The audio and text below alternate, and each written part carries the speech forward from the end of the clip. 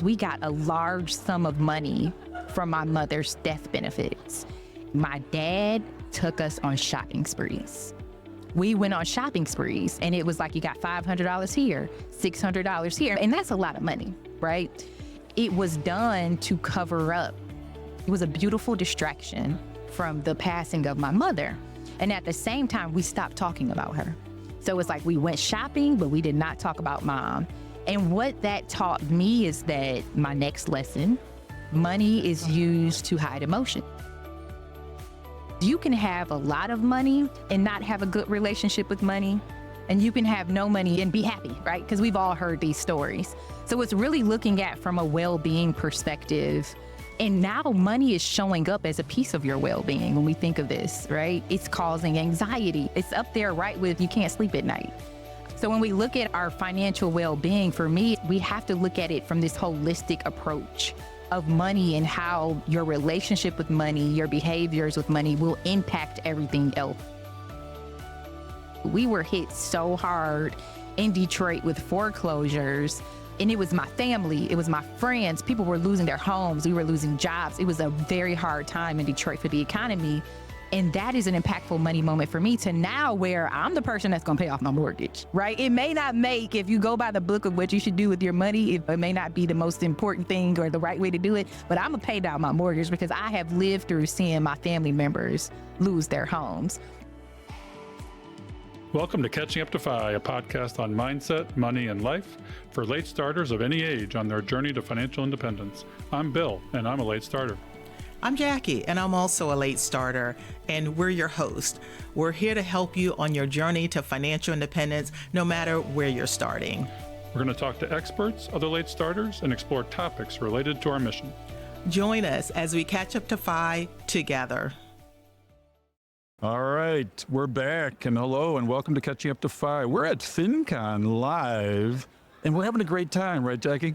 We are, and we've got such a great guest. Like, we're so excited to get Jacqueline Howard, and we'll be referring to her as Jack from here on out, because we have the same name, Jacqueline. We do, a very wonderful name. We've got these great birth names. We shorten them a little bit. I'm Jackie, you're Jack. And Bill, how have you been enjoying FinCon so far? It's been so exciting, seeing old friends, making new ones, much like Jack, and we're just learning a lot and networking with people that want to support our cause for late starters. But today we're talking about money wellness with Jack Howard. Let's do a little introduction because she's a fascinating person. Jack Howard is head of money wellness at Ally Financial, and I am big on Ally. Sinking funds, buckets. We talk about Ally all the time. It's an organization we talk about in this podcast. We've had an episode on it, in episode 3, where we talk about sinking funds are sexy. She serves as a strategic program and communication lead to establish Ally as the leading voice in financial health and wellness. And that's what we're talking about today. She's got a focus on money psychology and behavioral financial education. She's also the secretary for the Ally Charitable Foundation. We'll talk about her favorite charities too. Jack has had numerous opportunities to serve as a corporate spokesperson, expert on financial education and economic mobility, including features on CNBC, Huffington Post, Essence Magazine, and Forbes, just to name a few. Most recently, she served as a money wellness coach in the reality TV series Side Hustlers, which debuted on the Roku channel in March of 2024. Jack's personal life is also grounded in giving back. She is a breast cancer survivor who was diagnosed at the age of 30. And guys, you may know, because I've outed myself too, my wife was diagnosed with breast cancer, and she's a survivor as well. So get your mammograms. This experience led her to mentor recently diagnosed young women and be an advocate for the Young Survivors Coalition. Jack served as chair of the 2023 ACS Making Strides Against Breast Cancer fundraiser and will continue her role as chair for the October 2024 event. So Jack, with that introduction, welcome to Catching Up to FI. Thank you. I'm so excited to be here. Oh, we are so happy to have you. So how are you enjoying FinCon so far? It's one of those things when you're like, I found my people. It's just so nice to be around people who share the same passion of helping people to just have a better relationship with money, a better understanding of money, and to know that you can have a career doing this. You get to see that here at FinCon. So amazing. But we've got two little gifts for you. The first thing is everyone knows about the $2 bill. So we got a $2 bill that we're giving to Jack. And for your special guest, we're also going to give away a $2 bill. And the funny thing is, Jack, I don't know if you remember the history, but Ally is known for providing these amazing cookies at FinCon. Ally doesn't even do that anymore. FinCon could not get rid of it. So now they have the same cookie with the FinCon logo, but they still call it the Ally cookies. So I got to take that back to our marketing team of just the impact that these Oreo cookies have had on the world. And I didn't get one, and I'm jealous. You gotta have. I'm telling you, have it with your coffee or a glass of milk. It's life changing. Yeah, we just had someone throw Bill one because he's sitting here crying a river. One of them just dropped out of the sky. I don't know how that happened. Okay, so we're talking about financial wellness today, and Ally is all about this, and we're talking with the face of financial wellness at Ally. I'm so impressed with what they do with money education and mindset and the psychology, and that's what Jack is all about. But first, we need to hear in her own words, her own money story, because what was the trajectory to get to where you're at talking about money loans? So I'm gonna give you my professional piece of it first, and then I'm gonna go a little personal. So professionally, I've worked for Ally for about 14 years and started out in our corporate citizenship function as an associate manager. I was able to move up in that role to a senior director where I was able to lead it. And that was essentially all of our work with employee giving, financial education, giving back to the community through corporate grants. So I did that for 10 years. Got the itch to do something different and was given the opportunity to do a stretch role as the chief of staff for our Invest business, the president for our Invest business. I was able to do that for about a year and decided to stay with that team and help launch our wealth advisory business. So I helped launch our wealth advisory business, and the leadership that we had was so amazing that they wanted to ground the experience in behavioral finance and money psychology. So that's when I was first introduced to what is your first memory of money? We would ask our clients that during the consultation journey. And for me, it's like the heavens opened up, the stars aligned, because if you keep in mind, I've taught financial literacy my entire career, and I've primarily worked with underserved communities. And when I heard that question, it so much came into alignment for me of so many people don't understand their behaviors with money, and that is stopping us from implementing the skills. So I was in that piece of the business for about 2 years, helping to launch the advisory business, again, that was grounded in those very questions, and went back to our leadership again. So I have to say, I got to give a shout out to Ally, because they allowed me to be an entrepreneur of just having ideas and kind of jumping around and trying things. So I went back to our leadership again and said, this money psychology, financial health and wellness thing, I think it's really the next thing for understanding money. And we need to do this for everybody. So at the time, it was just for our wealth clients, which you have to have about $100,000 in investable assets. So I went back to our leadership again and said, this is it. We're innovative. We're disruptors. Let's do it. And they said, do it. So about in March of 23, moved into a new role as head of money wellness. And since then, we created a curriculum around it. I've served as a thought leader on the topic. I actually went back and got a graduate certificate from Texas Tech in it, in financial health and wellness. I went to school for a whole year to get really good at this, and I love every second of it. And they supported that too. So in this new role, we've been really shifting how we talk about money with our clients and also with our customers, our community. And it's been amazing. Well, let me just say, it's so unusual to find a bank or a brokerage or any financial institution that gets this whole psychological side. But not only that, Jack, to have someone to actually be the face of financial wellness. And this psychology stuff is a big deal. Like, I retired 4 years ago. One of the first things I did, I went back and got some advanced training and additional degree around financial psychology. It is growing like crazy because we realize how important it is. So kudos to Ally for you angling it. Yeah, I'm like, y'all, this is it, I'm telling you. And they were like, do it, Jack. Well, are you aware of any other institution that does this? Because I had not heard about a bank or a traditional institution. Well, you're not so traditional because you're an online bank. Yeah, completely digital. Yeah, but you pioneered this program, and are you aware of other institutions that do this? I'm not. So I will say this, in the advisory space, yes. So I think you'll find other wealth advisory businesses that will have this approach because they're working with clients one-on-one. It is also really big in academia. You got the Kansas and Texas Tech, all these universities where they're going deep on the academic research with this. I think it's new. It's still very new. And I'm beginning to see the shift, which I'm excited. I don't want Ally to be the only bank doing this. I think we all should have this shift in how we talk about money because we've been so heavy on the skills. And the wealth gap continues, our debt continues, all these things continue. So for me, this was a missing piece. Yes, we need to learn the skills, but before we can implement these skills, you got to really understand the behaviors and your relationship with money in order to make it more impactful. So I want to say that Ally is leading in this space, and I'm excited that we're have the chance to once again be a disruptor and an innovator for our community and for our clients. You actually do this with your own employees to Yes. a heavy degree, and I have never heard about such a robust benefit package and educational package for the people that work for Ally. What do you do that you see other companies just not doing because you lead in this domain as well? Yeah, there is a reason I've worked for Ally for 14 years. It's not only because of the amazing culture where I've been able to really grow and start new things like this. From a benefits perspective, you can work with a certified financial planner for free. So just as if you work for Ally and take advantage of all of our benefits, it puts you on the right track for wealth building. And we also created a financial literacy program internally. That was a pilot program. We're looking to expand it, but it's where we were working with our employees really hands-on to help them to because the thing is, you'll know you have the benefits, but you won't do it, right? That's the money psychology right there. You know what to do, but you don't do it.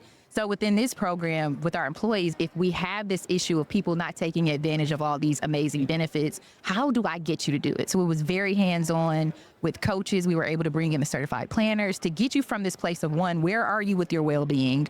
To, I need you to sign up for these benefits, to, I need you to work with this CFP. And it proved to be really successful. Well, let me say I am jealous already, okay? Because I've been retired for almost 5 years, and I thought my company had generous benefits. You guys are forward thinking. And, you know, when people, especially employers, when they're talking about, you know, or job hopping, you know, every company, there's a reason they job hop.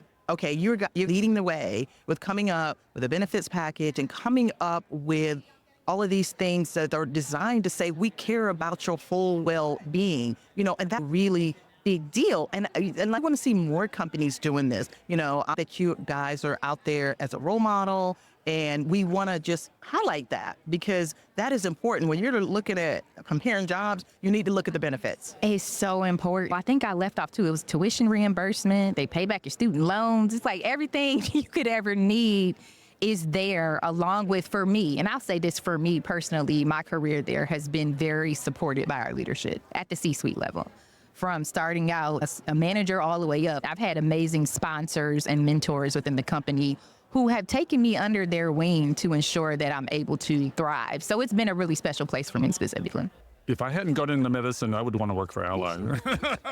You know what? It's funny because with FIRE, it's retire early. And I was just telling my colleague, Arzelia, who's here, I'm like, I don't know if I want to retire. I got a good thing going at Ally. Like, I love what I do. But I think on the FIRE side, it's the financial independence piece of it, too, that we want to get to. Yeah, and I can tell you, I wouldn't not have even been wanting to leave my company if I had a lot of the great things. Not only the benefits, that's one thing, but also to love the job. And even your job and your work are two different things. To love your job and to love your work, girl, that is a unicorn. I wake up every morning like, I get to do this again? Again, I get to do this? Like, are they paying me for this? Yeah, and I think I was meeting with one of my mentors recently, and she told me, she said, Jack, I think you found your sweet spot. Like, you could just see the joy that I have in the role, and it shows in the work ethic that I have with creating our financial health and wellness program. So it was completely a new idea, everything coming up with the curriculum, partnering internally with our various marketing channels to make sure that it received the attention it needed. So it's been me really advocating for this work, and it was accepted on so many levels, which is, I'm so excited to share it with everybody. That matters. So you are doing the financial wellness both within and outside of Ally. Like, how do you define financial wellness? Yeah, so I define financial wellness really looking at how you mentally, physically, socially. How does all of that impact your money? And it's really not about how much money you have, because you can have a lot of money and not have a good relationship with money. And you can have no money and be happy, right? Because we've all heard these stories. So it's really looking at from a well-being perspective. And now money is showing up as a piece of your well-being when we think of this, right? It's causing anxiety. It's up there, right, with you can't sleep at night. So when we look at our financial well-being, for me, we have to look at it from this holistic approach of money and how your relationship with money, your behaviors with money will impact everything else. All of those other areas of well-being will be impacted by money. I want to learn a bit more about you personally. Yeah. Because you didn't get into money without some kind of background, and you're big into money stories. Yeah. I mean, our audience is interested in money stories. What's yours? Yeah, so my money story, I am the daughter of a police officer and teacher from Detroit. And growing up, my first memory of money is going to the credit union with my mom. And I have a twin brother, the real Jack. So shout out to the real Jack. I got to give him props because I stole his name. But my twin brother and I would go to the credit union with my mom back in the day before we had wonderful digital banks like Ally. And we stood in the line for an hour to get out our money. But every 2 weeks when my mother got her pay, we would pull out $100. And we would pull out that $100 and we would go and do something fun for the day. So I remember we would go to the movies. We would go to Red Lobster. That was a big deal back then, right? And you could do all these things with $100 back then. And I remember that first memory, it was money is used to create experiences. Money is used to enjoy time with your family. So that's what I learned. That was my first lesson. Again, my parents were married. My mother, unfortunately, passed suddenly when I was 12. And what that did to our family is that my mother was more of the nurturer in our family. She was a person that when I look at my pictures as a kid, I had the ruffled socks and the matching bow and all that. My mother was the nurturer. My dad, he worked nights. He was a police officer. He was there, but not there, right? So he went from having my mother, who was the glue and nurturer of our family, to now he's raising 12-year-old twins by himself. And what shifted then is we got a large sum of money from my mother's death benefits. My dad took us on shopping sprees. We went on shopping sprees, and it was like you got $500 here, $600 here, and that's a lot of money, right? It was done to cover up. It was a beautiful distraction from the passing of my mother. And at the same time, we stopped talking about her. So it's like we went shopping, but we did not talk about mom. And what that taught me is that my next lesson, money is used to hide emotions. If you look good on the outside, which is why my appearance to this day is a big deal to me. If you look good on the outside, it covers up what's going on in the inside. That was a big piece of my money story. Fast forward, of course, and I'm gonna give you, because y'all are fire. What happens when you spend a lot of money at once? Well, I did that too. And you don't learn to save first. Mm-hmm. I mean, I always spent first and saved at tax time. And it was always what was left over. Yeah. I didn't front end it. That's one of the simplest shifts that we got to get. We live in a hyper-consumption society, and we're a victim of our own culture. I mean, we're just the Jones effect. We're surrounded by this. I mean, it's not just the neighborhood, it's the country. It's everything. That's what happened to us. So my dad, we spent all the money. Within years, by the time I was 15, 16 years old, we were out of the money.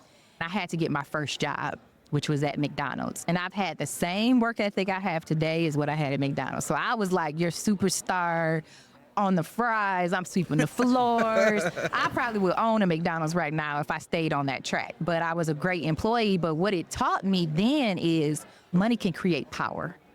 Because I never again wanted to be in this situation. And mind you, I was also in this place from my money story of I lost control when my mom died at 12 suddenly, to now I have a job, I can take care of myself with my little McDonald's money, but I was paying for my lunch, I was buying my food, I became very independent, and it made me feel like money gives you power. Now I feel powerful. I don't need to rely on anybody else. And that continued through my undergrad. I went to Michigan State University, go green, go white. Like most people got my first credit card. Now we enter this credit card into this mix of someone who has a bit of emotional spending, also dealing with the fact that I also like to work really hard. So I got on this hamster wheel of you work really hard, you create some debt, you pay it off. And I've been doing that my whole adult life. It really wasn't until I got to this place with the money psychology and really going deep with our advisors and then the additional training that I got at Texas Tech that I was able to connect the dots and say, that is 12-year-old Jacqueline doing emotional spending. That is 12-year-old Jacqueline spending a gazillion dollars on experiences because that's what I did with my mom. And I had to make this shift of, yes, we can have amazing experiences. I've gone to Peru, Egypt, all these things, but I can also have a dance party in my living room with my kids and do a TikTok dance. And that fills my heart. I need that too. I can buy beautiful things. I still love beautiful things, but for now it's grounded in, are you doing this because you are sad? Or you had a rough day, or you're trying to keep up with some image of yourself, or are you buying this because it's genuinely beautiful and it sparks joy for you? Which has caused me to put things back at stores. It doesn't meet the test. It's not beautiful enough. It doesn't spark joy in my heart, where in the past, I would have bought it. I was an overspender. So I think that's my money story. Then we add in, I'm a breast cancer survivor too. And I think with the experiences and all of that, I had to pull back and really understand, are we spending on experiences or what do we need to get to? And it's really being with my family. So this work was just so transformative for me, not only professionally, but personally, it changed my life. And that's why I'm so passionate about sharing it at Ally and doing it here at FinCon. I'm so excited. I want everybody to experience what I have because it was required for me to make the shift that I needed with money. Did you have a mentor? Because you flipped the script by yourself? Well, yeah, my partner is also very frugal. I will say that I have a partner who's frugal that keeps me on track. But no, I feel like a lot of the work came from working at Ally, working in financial education for all these years. And then once I moved to the invest business, really getting introduced to money psychology, it flipped for me. It's been amazing. Yeah, I'm hearing you talk about your money story when you were young, and it's just amazing how these adversities really start to help shape who we are. And sorry about your mom, but is your dad still around? He is not. Okay. So both of my parents are deceased. But my father, even after all of the money issues that we had, as an adult, I now know he did the best that he could. Okay?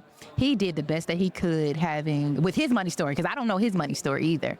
I would love to hear his money story and who taught him to use money and not show his emotions. All of this has done for me now is with my kids. I have a 15-year-old and an 8-year-old who have been on this money journey with me. And now with this financial wellness work, my daughter will say, Mommy, what emotions do you have right now? But that comes from my work with financial wellness, because when you are not in alignment with your emotions and the impact that your emotions have on all areas of your life. For me, it was spending. For somebody else, it may be food. Whatever your vice, maybe alcohol, right? If you're not in alignment with my emotions are this, and I need to deal with those emotions and not put them off, it can create chaos in your life. So for my daughter to tell me, Mommy, what emotion are you feeling right now? I know that I'm creating a new legacy for my family. You absolutely are. And it was kind of interesting to me that you talked about your money story, but then you were curious what your dad's money story looked like. And I was raised by a single dad. I was 18 when he passed away, though. And yeah, I've asked myself a lot. He had 6 kids, and I would think to myself, how on earth did he raise 6 kids by himself?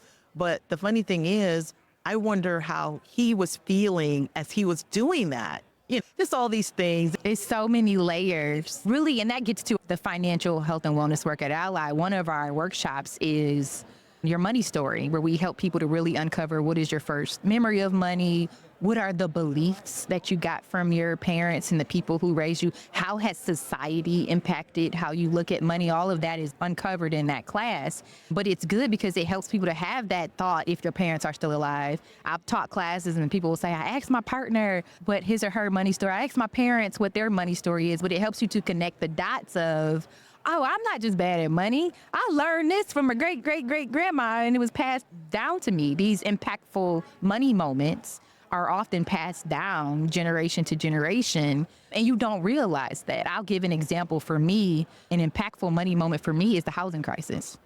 I live in Detroit.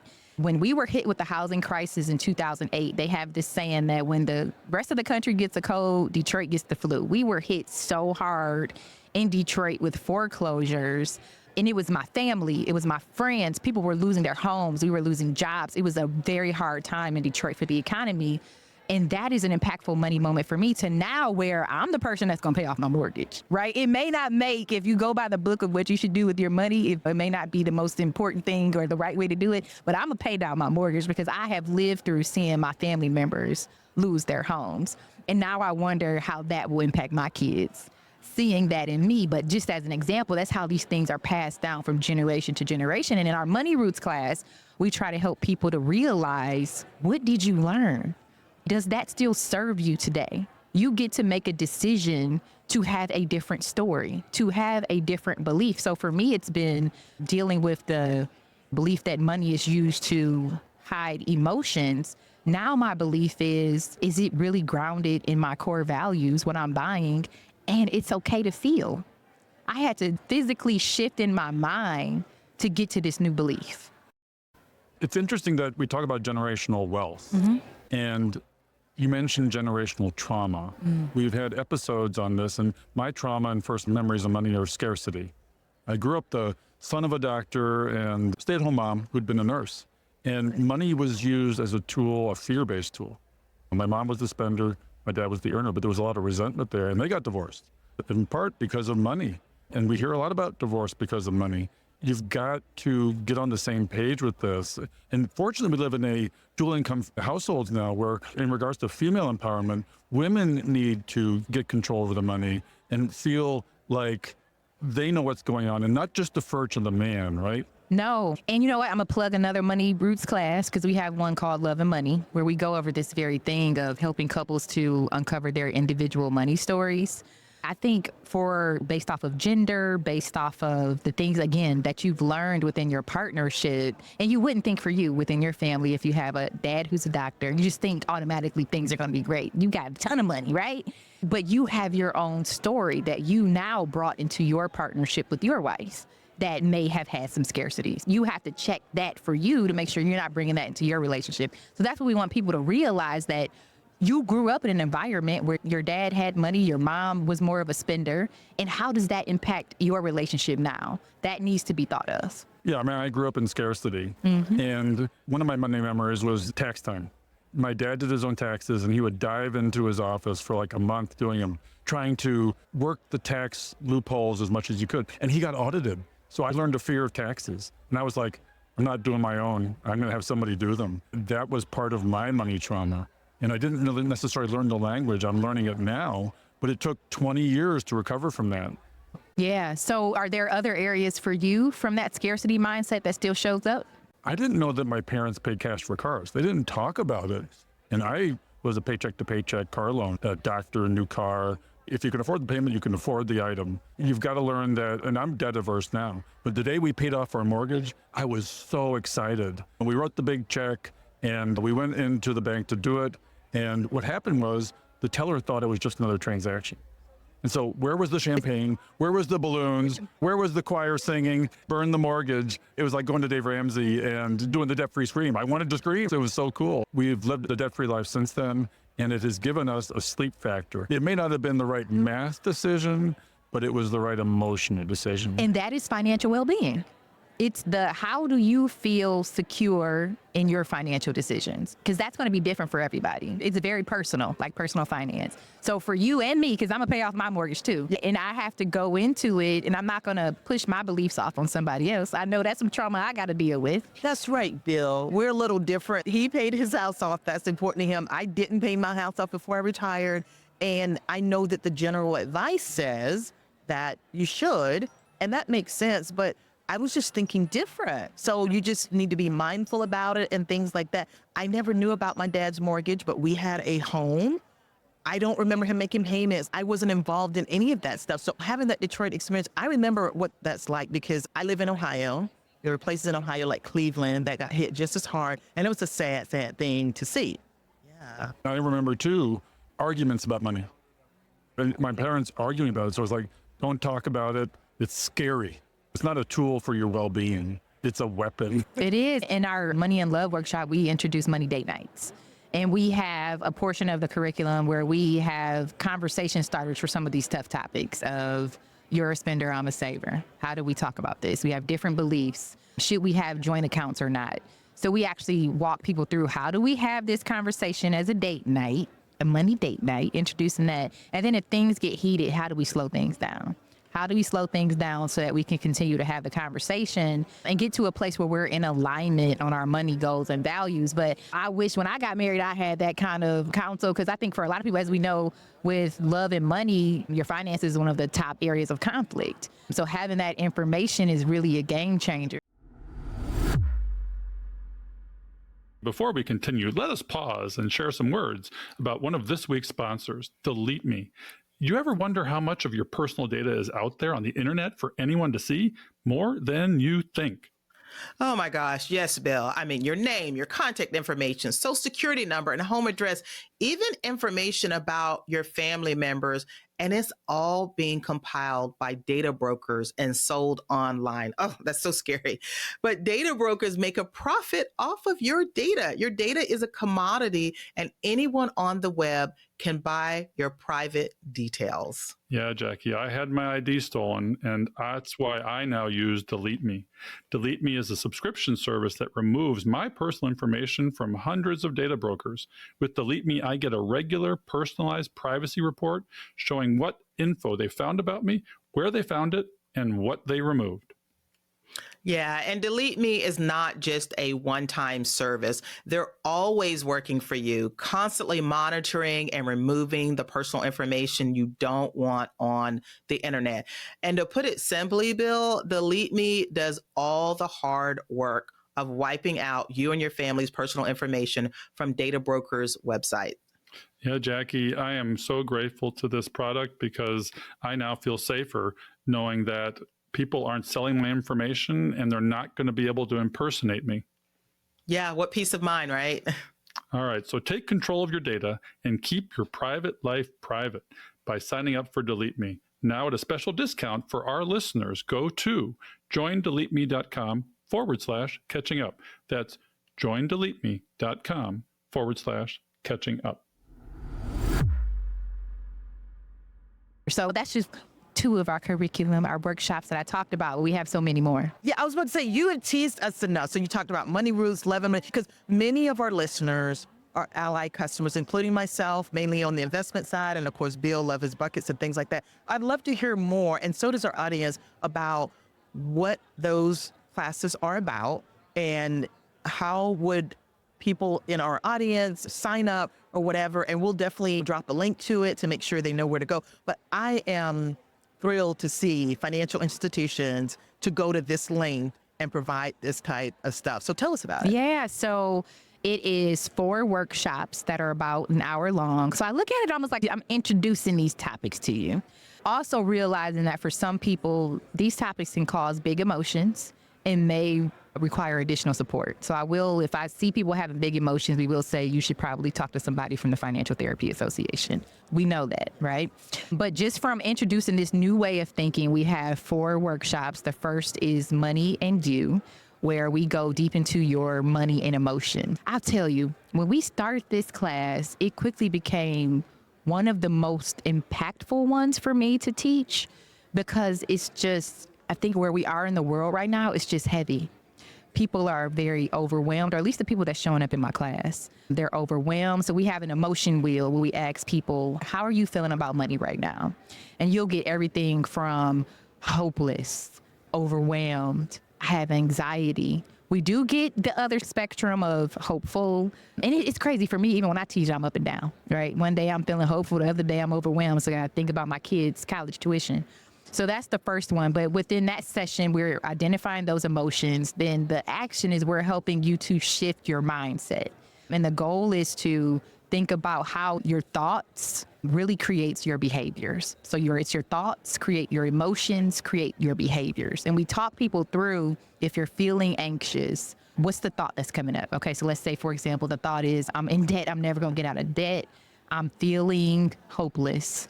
The behavior is, I'm going to hide. I'm not going to address it. I'm going to let the bills pile up and not address it. 2, we can shift it to a more, and we help people to get to this, to a more empowering statement or a different statement of, I have debt, but I have a plan to pay it off. I have debt, but I am powerful and I know that in 2 months it'll be gone. We help them to think that through. So that thought shifts, which your emotions automatically, when I say it, I smile when I think about that for someone. So now we can think about the behavior. So now the behavior is I'm going to look at my list of debts and start coming up with a plan.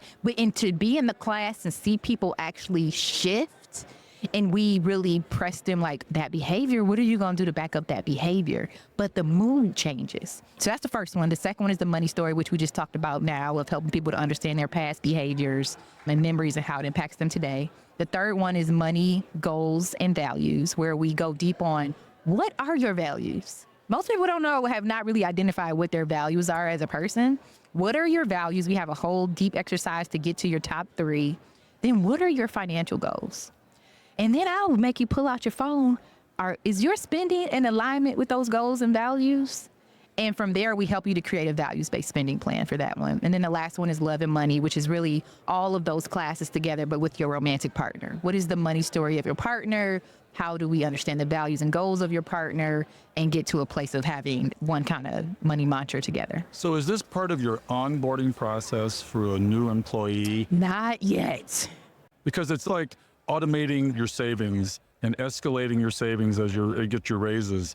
I would think that this is a healthy requirement. You're not infringing on their choice. You're providing the financial education that they didn't get in schools. No, so we're definitely working to make it a part of our employee experience. So Bill, you are going to help me speak this into existence of it being more of a staple for all of our employees, but we definitely have started. So right now we have the curriculum, we have the infrastructure to do it. So now it's just scaling with our employees. But I agree with you. I think everybody needs this. And it really just helps you to shift how you think about money to, again, get to this place of implementing those skills. So right now, this is available if you have to be an Ally customer. No. You do not have to be an Ally customer. Okay. You just have to go to ally.com/moneyroots. And when you go to that page, ally.com/moneyroots, you'll see a list of our upcoming classes. We're teaching them over Zoom right now. So they're live classes over Zoom. We're keeping them pretty small, under 50 people. We'll get about 25 to 50 people in the classes. And I was very intentional about keeping the classes small because you just never know. Every class is different, and the emotions that come up, the level of vulnerability that people share in the classes. I needed it to be a small, safe space where people felt like they could show up as themselves and really get out what they need. But yeah, it's completely free. It's available. So please sign up. Yeah, and this is one of those best kept secrets because I had no idea. I thought you at least had to be a customer. But here's the big picture.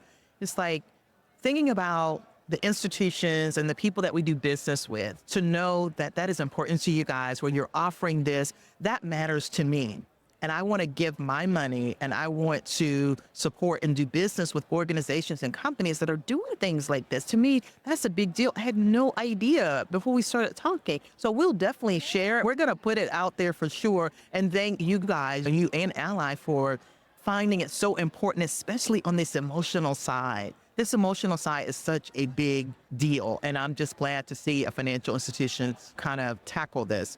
So, Bill, I know there's one thing in particular that you like that Ally really does. You and your sinking funds. Yeah. Before we talk about that, I'm just so impressed that Ally has an outreach program to customers. Do you find that other institutions, because this is one of the main differences between online banking maybe and traditional brick and mortar banking, which I grew up with. So what other differences do you see between the traditional way of doing banking and your online? Because security, privacy, there's issues that people have. In our community, they're like, ooh, I'd never heard of online banking and I like the physical. Yeah, well, I think you get the 24/7 access. There's no brick and mortar. But yeah, we have the security. It's definitely safe. So we want to debunk all those myths. But I think I will say for Ally being the nation's largest digital-only bank, to be that, you got to be innovative and you got to be a disruptor. And I think that is really showcased in how we do business. We were one of the first banks to eliminate overdraft fees. So I think it just shows up, that culture of being a disruptor and an innovator shows up in so many ways with how we do business. And yeah, I'm really proud to be a part of it. So I think when you think of an online bank and a digital bank, it's really that we're cutting out all of the brick and mortar, which allows us to give you better rates, that allows us to be innovative and really think outside the box with how we do business, because we had to start that way. We were one of the first online banks. Now, how long has Ally been around? Yeah, so Ally has been around for over 100 years. So our background, let me give you a little bit of background. Let me give you the origin story. So no, Ally was formerly GMAC, which was the finance company for General Motors. And had to be like 15 years ago, we added the bank. So a big piece of our business is automotive, so automotive lending. We added the bank, which is what all of you love, our savings products and all of that, credit cards, all that. So we added that within the last 15 years, which has really grown. So we're an online bank and also powered by a great automotive business. Yeah, so you guys go back so far. They had to shift to say, we think you can do this banking thing just online. I'm so happy they did, right? Look at where we Yes, are. absolutely. That's forward thinking right there. You guys are disruptors. And they've been disruptors. So I think the work that we have with Money Roots is just, I'm not surprised. When they gave me the green light to create it and then also put me in this position of, I don't know how often you hear of head of money wellness, right? That's a title that just does not exist. Hardly ever. And seeing someone's face represent that, normally their general program, you are Ally and you are the first, and this is why we wanted to talk to you, but the first time that I have seen where there's actually a face of financial wellness for that institution. Because when you think about these big banks and these big companies, they almost do that on purpose so that they can plug and play and easily replace you and things like that. And I think for Ally, it was so important, specifically with this work, to have a face because it's so emotional. It requires such a level of vulnerability to talk about your first money of memory, because not everybody has a good money memory. So you can't do that behind, not with a face. So they needed me. They needed my colleague, Arzelia. And now we're building. That's another thing I'm so proud of. It's not just me. We are building a bench of people at Ally who will have this training that can now go into the community and with our customers to deliver this content. So it's not just an investment in me, but it's an investment in others within the company so that this will live on. And I think that the commitment that has shown has been amazing. Well, I mean, do you find, you're doing a customer outreach, but do you find other companies in the corporate area come to you and say, how do I do this? Not yet, but I think after this podcast, they would. Not yet. So we just launched officially in September. So we have been doing the money story class as a pilot for the last year, and we've reached over almost 2,500 people doing that. But with the actual classes, we launched in September. So we're about, 8 weeks in now of teaching the classes, at least one class per week over Zoom. So it's still new, which is why I'm so excited to be here at FinCon, and I'm actually doing a session tomorrow. And I just want to let more people know that banks are doing this. I feel like I'm in the middle of a movement. I told Arzelia, we're in the middle of a movement. We are going to shift how people think about money, their relationship with money. I no longer want to hear, I'm not good with money, because we can dig into that through the Money Roots program to get to a different place so that we now can implement the skills and really build wealth. And one of the things you offer your customers, which drove me to you, was the concept of buckets and boosters. And are you aware of other brick and mortar or online banks that do this? Here's the funny thing. Here's why I think they don't do it, because I have several financial institutions that I've been with that could easily do it. You can name your accounts and things like that, but they don't have the visual buckets. And that goes back. That's a game changer, and it goes back to the psychology. They could easily do it, so why not? They could just add some graphics and do the same thing, but they do not, because I think that they are missing the psychology piece of how important it is to make it easy, to make it visual, and to make it inviting for people to want to use buckets and categorize their money and things like that. So that little extra step to me goes a long way. It makes it real. And in your brain, that's shown that when you're able to label something. I just pulled up my buckets, right? So y'all can see my buckets are not fun. I know you got a bunch of them. No, I got 12 or 13 buckets. You want to hear my bucket? Sure. Let's say your bucket. Tax payments, that's not fun. Education for my kids, boo. And then my emergency. So I'm feeling like I got to plus up my buckets for something fun. Maybe a bucket for me would be a birthday trip or something like that. But it gives you, and I also want to save, I usually save to give my sister a nice birthday gift. I think when you're able to see it, so now I'll do big sister's birthday gift as a bucket here. But when you're able to see it, it makes it real. And it really deepens that commitment to save for it. It's not just this random savings account of money that you can't touch that has all of these restrictions and is not real. Because people go into this idea of budgeting and financial education too, right? When we think of financial education and creating budgets and debt, people usually clam up. They don't want to talk to us. We're excited here at FinCon, but most people don't want to talk to us. But when we are able to create things like the buckets and the boosters that make it more interactive and it becomes human, it makes it more real for you. You're more likely to actually implement it. It's good to automate. And so I have a brick and mortar bank for my business checking. I mean, maybe that's a product you need to offer too, so I can do everything at Ally. But your paycheck hits your account, and not only should your retirement disappear into retirement funds, but your sinking fund should disappear too. I have a 60th birthday coming up, and we're going to go on a big adventure trip, and I have a bucket for it. I've learned to, in order to pay cash for cars, rather than pay the company for my car in a loan or a payment, I prepay the next car with a bucket. And we have graduation. This is for expected expenses that are coming. You know, you got your once a year life insurance payment. You got your Christmas. You don't want to hit up your credit cards here. You don't want to put your trip on a credit card. You pre-save for these things knowing, and that money is spent money. Yeah. Right? So I'm going to do better with my buckets because you have, hearing your passion about buckets, I'm like, this weekend, I'm plussing up my buckets. They did a whole episode on it. And we talk about it all the time. And like I said, I think it's because Ally has got the psychological part right. And it just makes it easy to use, because I think with the bank that I used to use, they had where you can name an account. It's just not the same as buckets. And there's so many people that talk about the buckets as Ally. And the thing is, these other companies have the technology to do it. Why won't you do it?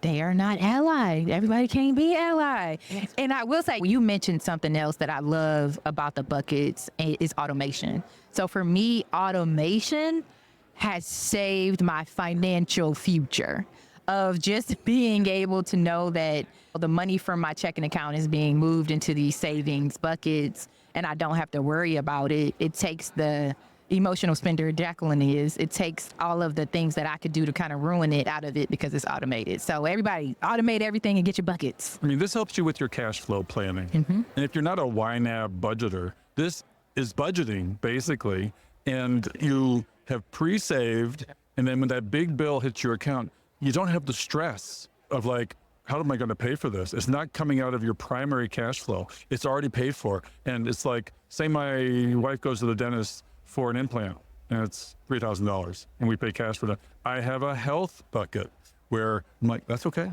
We got this. You just gave me an idea, and I'm going to pull in money roots into my buckets, and I'm going to name my buckets based off of my values. So I'm going to do that because I think that's going to really keep me going. So my values are generational wealth, really beautiful things and experiences, and also just helping the environment. So I think those are going to be my 4 buckets. And I'm going to save for those things, and we'll see what happens. I mean, if you want to learn about buckets, come to me. I know. I don't know. You like next level.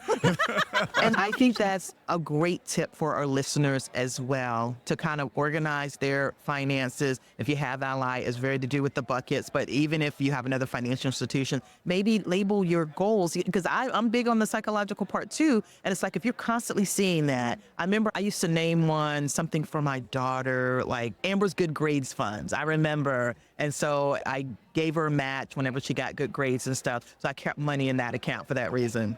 And doesn't that make you want to save? It does. You guys gamify. Yes. If you see that, you're going to save. And it helps you with things like an HSA, Jackie's HSA. It helps you with things like your Roth IRA because I pre-save for those. It's not coming out monthly. And I lump sum it in January. So time in the market. It's there a whole year before it would have been boosted up. And I had to work towards doing that. And then I don't have to stress about, because I'm a 1099 contractor and I don't have a benefits package. I have to create my own. And this is part of that, creating the pre-savings for things that are investments. Well, I'm so excited that you have this passion for the buckets. It is now rubbing off on me, and I hope it is also going to rub off on all the listeners. Well, if you need a spokesperson, I'm down. I'm in it. I'm going back to the marketing team. Like, I got you, man. So, Jack, I want to go big picture now in what you think about the role of financial institutions in educating the community, financial literacy, financial education. We've got more and more states requiring personal finance. And I've spent a lot of time around teachers in many of these states. A lot of them are afraid, they're not comfortable with even teaching it. They've got to go through training and things like that. So what is the role of financial institutions? I think it's what we're doing at Ally. I think we have to teach financial literacy. You're going to get that from all banks, but how do we do it in the most impactful way? Which is why I'm so proud of the money roots work that we're doing at Ally. Of like, let's take a step back and see what's working, right? Because if we're telling people to have a budget and credit and all these things, but they're not implementing the behaviors, they're not doing it. Why? I've taught financial literacy for 14 years, and I've dealt with friends, family, people in the community who I help, and we're not making the shift, which is for me why I wanted to go so deep in money psychology and financial wellness, to look at it from the perspective of what is stopping us from doing these? What's stopping me from doing these things, right? I have an issue with, and I joke about it with my colleagues and friends, I do not like opening mail.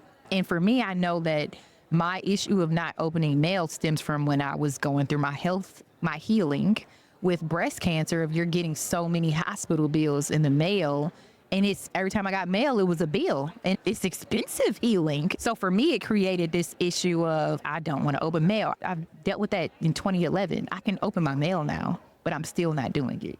So it's even for me working for a bank, working for an amazing company that gives me great benefits and salary, I'm still afraid to open my mail. And we need to have more vulnerable, I encourage more banks to have more vulnerable conversations like that of, I'm a spokesperson for the company and there's still things that I'm not good at.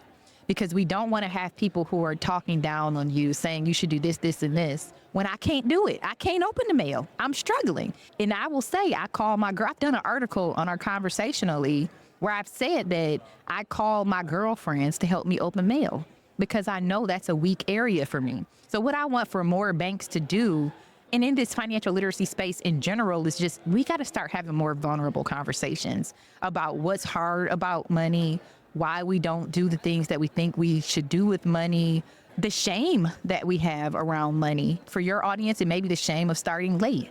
So we need to start dealing with all of these emotions. So historically, as banks, we focused on the skills of money to get you to products. And now I think there needs to be a shift of understand that this is a piece of your well-being and it's deeply rooted in emotions and behaviors.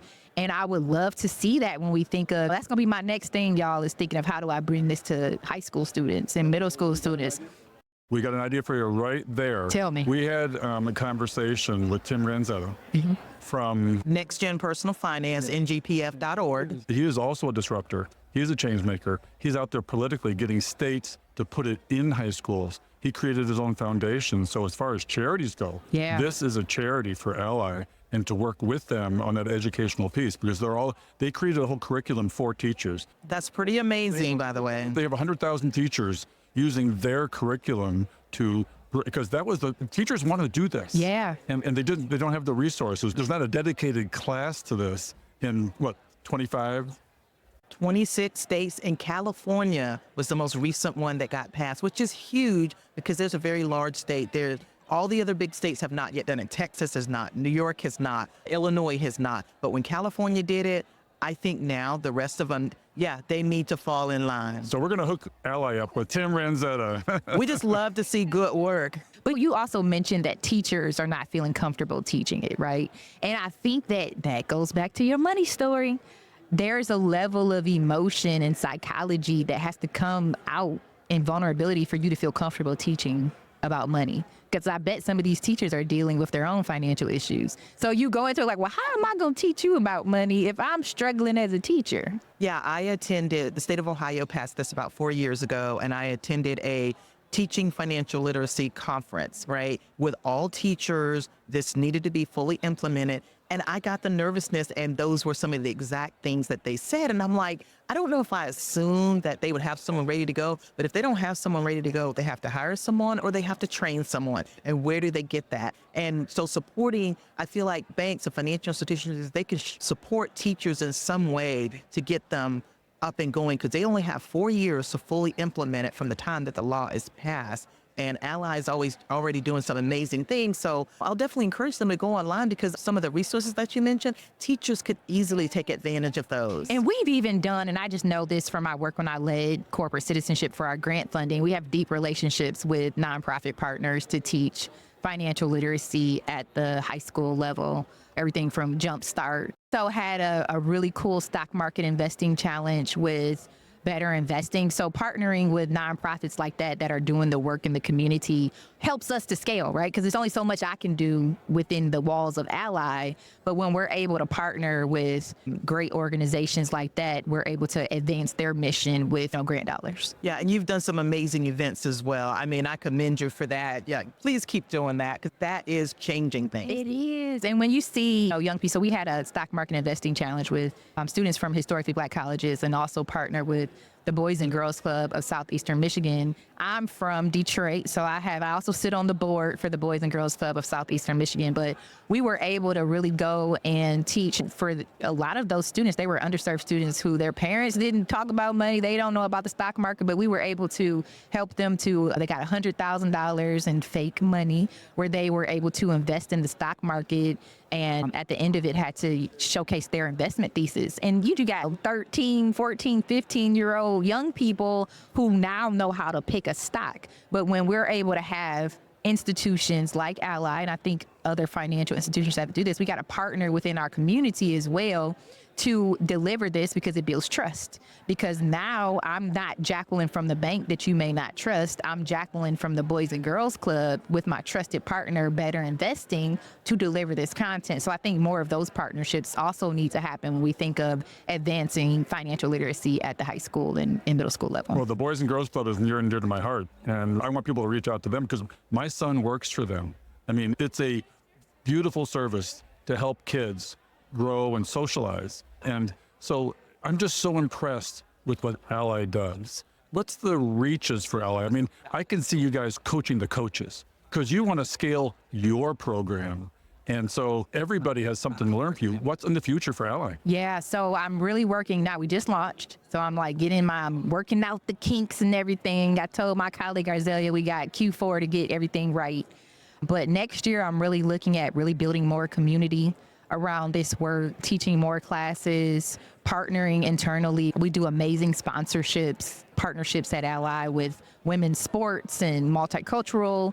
So really going deep. This last summer, I had the pleasure of doing a money story conversation with Nia Long through one of our sponsors. It was so good, but more of that to where we're not only having these money story conversations with celebrities like Nia Long. I've had the pleasure of doing it with our Charlotte FC soccer players. We're doing more of that within women's sports as well, but man on the street, I've done that too, of just walking up to people, what's your first memory of money? So my goal is to introduce, this is new.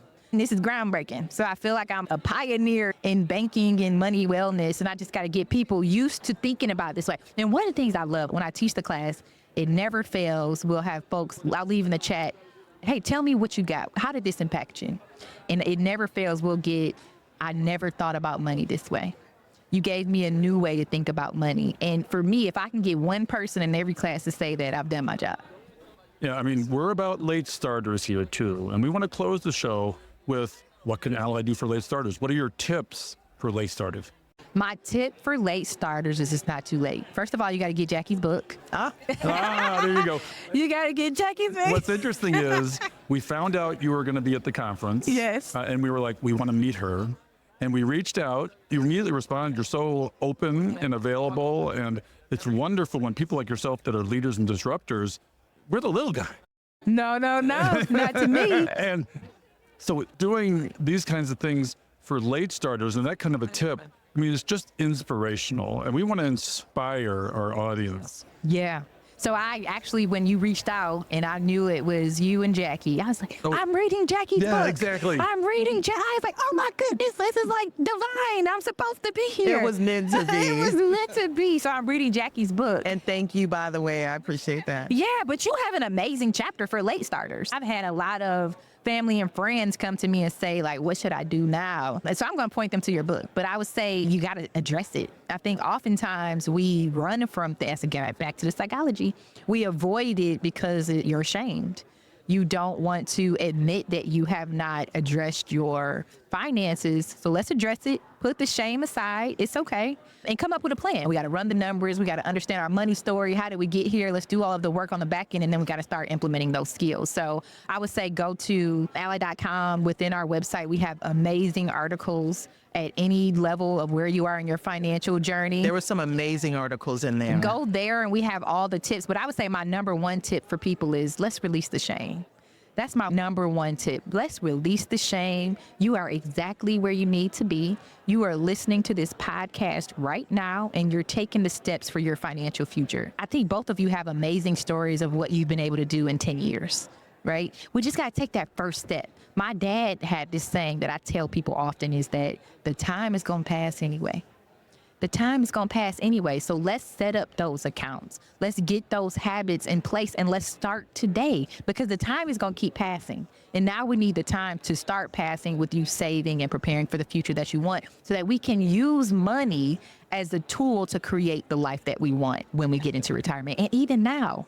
So I know for me as a breast cancer survivor, I very much live my life for today. So I'm not waiting till retirement to live my life. I'm doing a lot of this stuff now. So a lot of my spending is also in that vein. So I want people to look at their money as how do we start living the life that we want today? What are the steps that we need to start taking today mentally and through our actions and behaviors to get to that place? I have a couple of ideas for Ally actually in that regard. And we want to hear about the charities you'd like us to support for breast cancer. But what about a donor advised fund? I'm a big fan of donor advised funds. Let's encourage Ally to do that. So not only can you save for your charitable giving, give first and make it easy. And what about an HSA for Ally? There's a leader in this industry and where I have it, but I want to see other people doing this, right, Jackie? Yeah, it's definitely possible. And because you guys are cutting edge, I'm sure you're probably looking at a lot of these things. So we'll definitely be keeping an eye on it, just knowing that you guys are always looking at the better ways to serve your customers from not just a psychological standpoint, but actually have the financial and the behavior and all that to back it up. Yeah, we're walking the walk and we're talking the talk. I encourage everybody to look at not only for our amazing interest rates, but also because we have a really great culture and we're really backing it up, not only with the things that we do for our employees. I'm a great example, but the things that we're doing in the community. So I do have to give a shout out to my breast cancer organization because you did say that. So I had the pleasure of serving as executive chair for the American Cancer Society Making Strides Against Breast Cancer Walk. We just had it earlier this month. Yeah, the beginning of this month. A great turnout in Detroit where we're looking to raise money for breast cancer research and just helping survivors. So that is my charity, and that has been my passion for the last 2 years. So you can go to Making Strides Against Breast Cancer and search for Detroit, and you'll see the Ally team. Donate to our team. Okay, we will definitely put that in the show notes. We will support you because Thank we you. believe in supporting the things that organizations, individuals like yourself that are doing great things to just help in the financial world. We're doing our little piece. You guys are doing your little piece. So you'll definitely be getting support from me and Bill and anyone in our audience. They want to support. These are things that really make a difference. Yes, and it really shifts this wonderful life that we get to live. It really shifts for me, not only the work that I do, but I'm able to show up in the community as myself and really support the things that I love. And Ally backs it. Ally was a sponsor for that. I had a bunch of employees come out and walk with me. So I think in all areas, this financial wellness journey for me has really just been getting to a place of just having clarity on your values and who you want to be and how does your money show up in that. And it's a very different conversation than what I had growing up. We didn't really talk about money, and money was used as a tool to cover up things. To now, money is used from a place of healing to get to the life that I want. So I hope that everyone can live this journey with me and join me. Again, at ally.com/money-roots. You can sign up for a free class. And I'm actually teaching them. We'll start to have more of our... Bill, I'm signing up tomorrow. You better sign up, yes. But we're starting to have more of our bench of folks who are being trained as well, teaching it. But I'm really proud of the work and excited to work for a company that supports it. Well, this is one of our first podcasts. We talk about a corporate leader disruptor. And this has been a pleasure to have you on the show, Jack. Thank you. I have learned a lot, and I'm just so impressed with what you're doing on so many facets. I don't know how you have the time. or how you budget your time. You know what I have a saying? It's all about how you use your words. I am overflowing with opportunities. We love it. And Ella is very lucky to have you, but we as a society are very lucky to have you and to be working through Ally. Ally is the vessel that is providing that. But when we met you, we saw you in the hall as you was checking in, and you just have this glow about you. You light up when you talk about financial literacy. So do I. Yes. So does Bill. And like you said, these are our people. Yeah. And we all have that same just spark and that brightness whenever we're talking about financial education, financial literacy, and knowing that we're able to help other people. I'm lit up right now. I am lit up right now. I could probably do a cartwheel. I think that's your forehead, or I think that's your bald. I get nervous before these podcasts still, but then I get into it, and it's like, yeah, I'm in my flow. Yeah, I'm exactly where I'm supposed to be. Yeah. Yeah. And we're making a difference too, Jackie, right? Yeah. Yes, you are. We are, and it takes all of us together doing our part, and that's why we consider this a partnership where we can bring you on and we can share you with our audience. So if we see great people, we're like, okay, we got to bring them on the show, and that's how we immediately felt about you. Well, thank you for having me. Well, one of the biggest challenges we have is reaching our audience, the average American who's a late starter, really, usually outside of this FI bubble. We're inside of this bubble, but one of the challenges we have, and the question we asked at our FIRE outreach was, how do we reach those people that really need us? Do you have any ideas on that? I went to your session, and one of the things I heard someone say is be the example. And I think you have to be the example and talk about it. So I would encourage, but not in a like do what I say way, more of a just live your life and tell people about it. And you know what? I think a lot of this is just exposure. So for me with the FIRE movement, when I was younger, I didn't know people could pay cash for a house. I didn't know that you could live without debt. Some of this was just me not knowing it was even possible. I think by just talking about it, everybody may not go, I told you I'm what, a wannabe FIRE, or I'm FIRE fat. You got that superpower that you love the work that you do and you love your job. Know, right? I had that. But for some people, it may be they don't want to completely jump into FIRE, the more lean FIRE, but pull what you need.